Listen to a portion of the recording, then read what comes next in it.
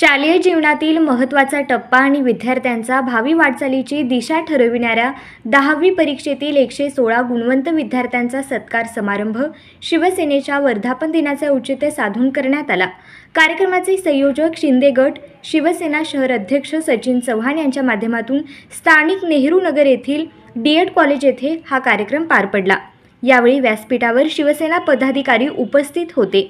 आनंद दिघे व हिंदू हृदय सम्राट स्वर्गीय बाळासाहेब ठाकरे यांच्या प्रतिमेला दीप प्रज्वलनाने कार्यक्रमाची सुरुवात झाली।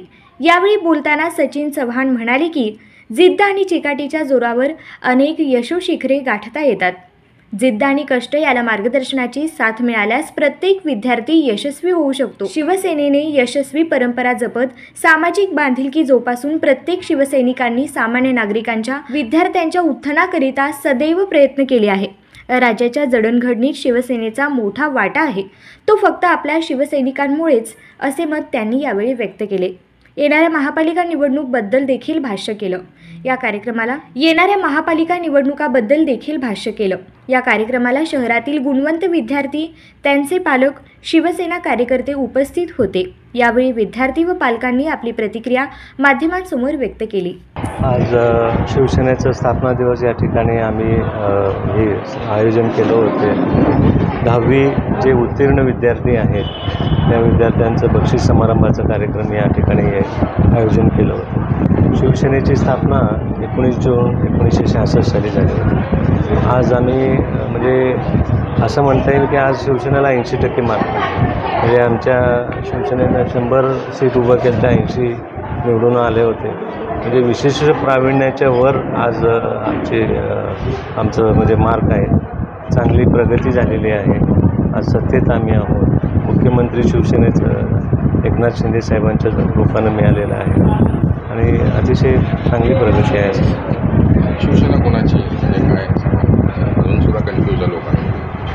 शिवसेना जे बाळासाहेबांचा विचार घेऊन चालतात त्यांची शिवसेना आहे।